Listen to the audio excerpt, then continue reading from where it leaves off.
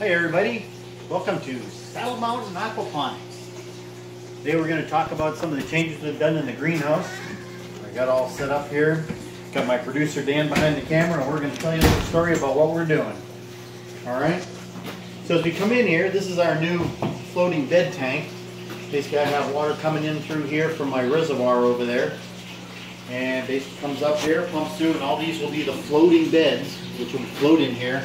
And we'll get, I'll be growing a lot of lettuce and spinach in here. This is the reservoir down in here.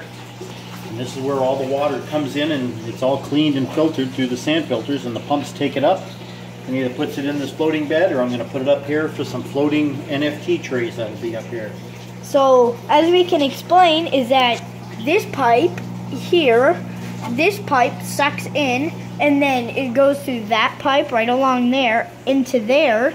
And those two at the bottom over there, they spit out the water, and then it fills up the tank, and then this sucks back in the water, and then makes it come out through here. That's right. And if you block this, the water level in here will start going down, and in here will start going up.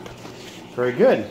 So over here we have some filters, right? The two blue barrels back there are what we call swirl filters, and the water comes in from the fish tank, and what happens is the water slows down there and all the solids like the fish poop fall out and go into the bottom of those, where I clean them out later.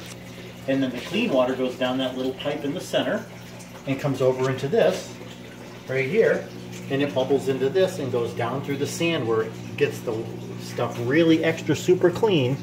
And once it's extra super clean, it comes into here, and this is where it goes back to all the plants after it's in this blue barrel here. That's right. And every so often, like, don't we have to like put a vacuum to pump water or air into it, and it gets out all the stuff that needs to be refiltered? Yeah, all the fine stuff. So that works out pretty good. So you come over here and you look, and you can see how well the plants are doing, right? Look at this, Swiss chard. This looks like a jungle plant. It's so big. Swiss chard? Yeah. Like, normally how big do they grow? Well, about maybe half that size. Oh, jeez. Man, those fish really must be getting to business down there. Yeah, and then you look at all these nice peppers I got here. Oh, look at this pepper. Yeah, here. the peppers are really good looking. Look at that one here. I mean, they're so good that you can just come over here and just grab a tomato and chew them right off. And yeah, just chew them up. Well, without the stem on it. Come here and take a bite of this, Dan. This is sweet. It's not even hot pepper. It's not? No, come down here. That is mighty good. Mighty good pepper.